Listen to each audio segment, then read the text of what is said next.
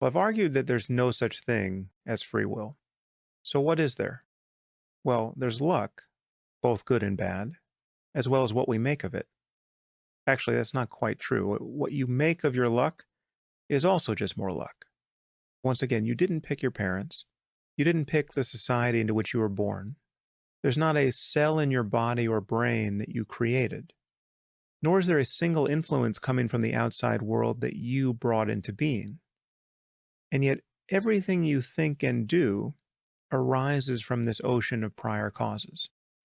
So, what you do with your luck and the tools with which you do it, even down to the level of the effort and discipline you manage to summon in each moment, is more in the way of luck.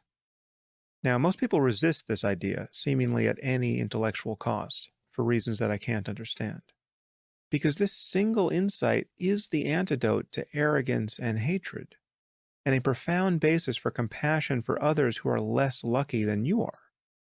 But before we get into the ethics, we need to clear away some more confusion. I once met a rabbi who seemed to understand my views about free will the moment I expressed them.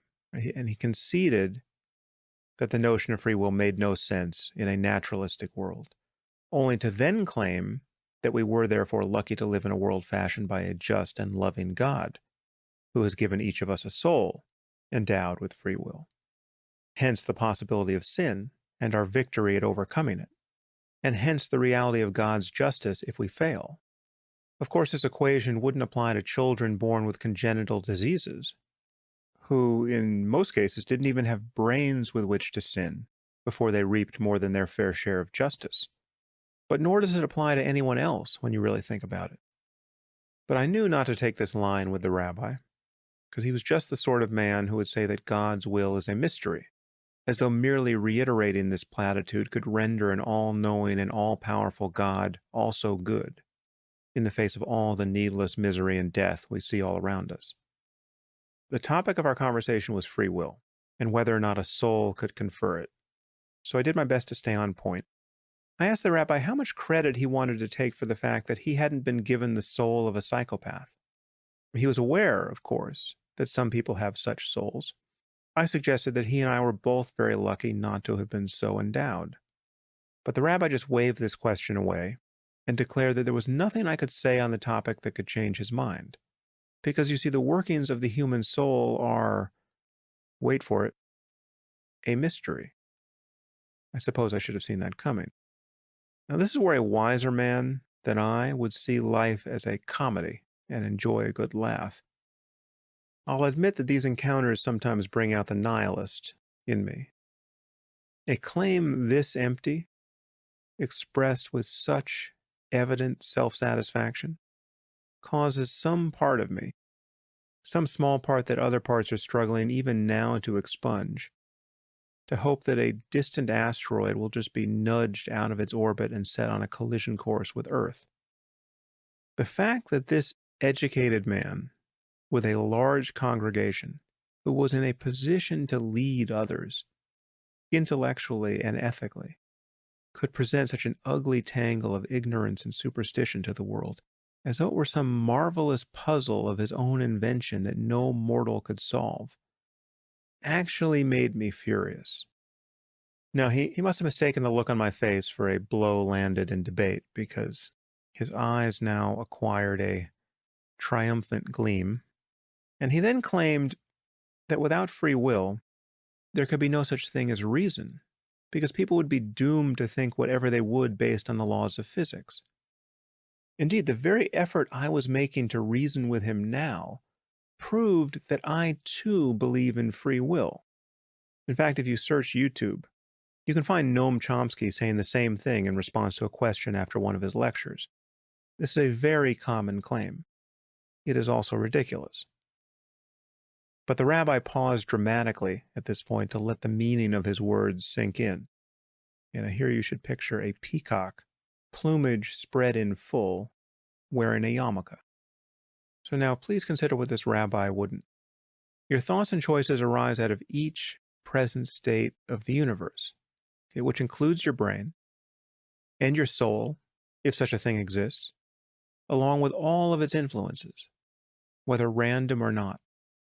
Your thoughts, intentions, and choices are part of this causal framework.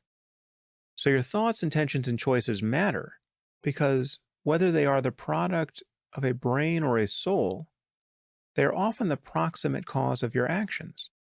And yet they are caused in turn by events that you did not bring into being. Reasoning is possible, not because you're free to think however you want, but because you are not free.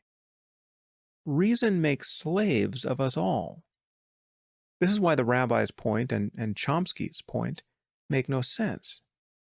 It matters that 2 plus 2 equals 4, and it matters that you understand this. Are you free not to understand it? No. Not if you do, in fact, understand it. Are you free to understand it if you don't understand it? Again, no. Whether you understand or not isn't under your control. But the difference matters, absolutely.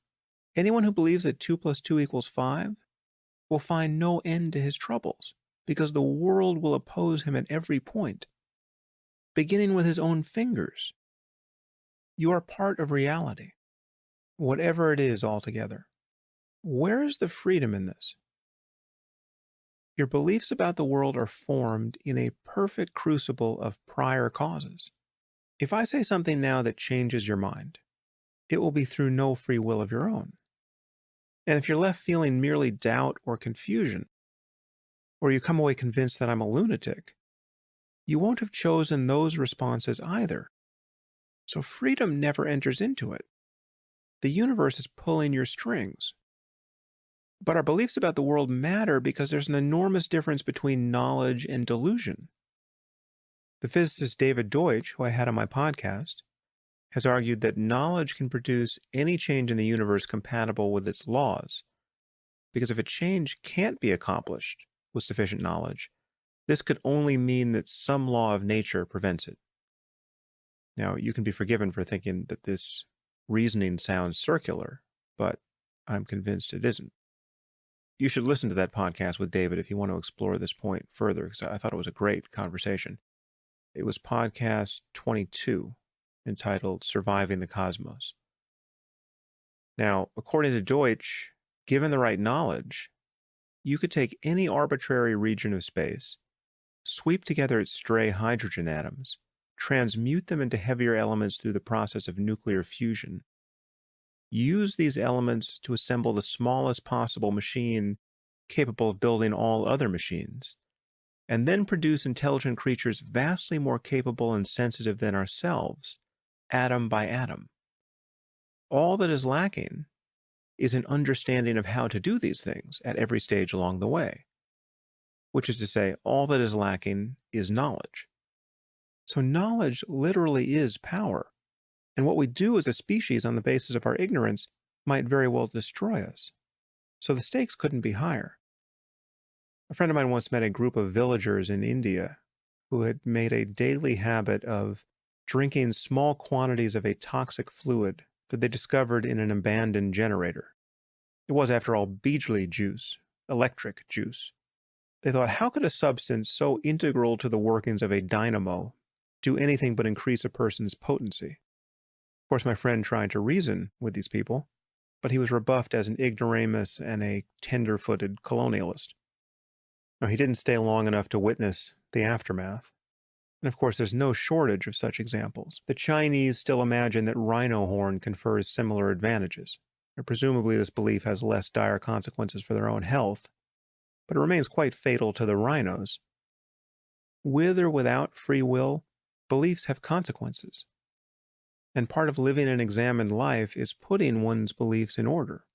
And one's beliefs about free will are no exception.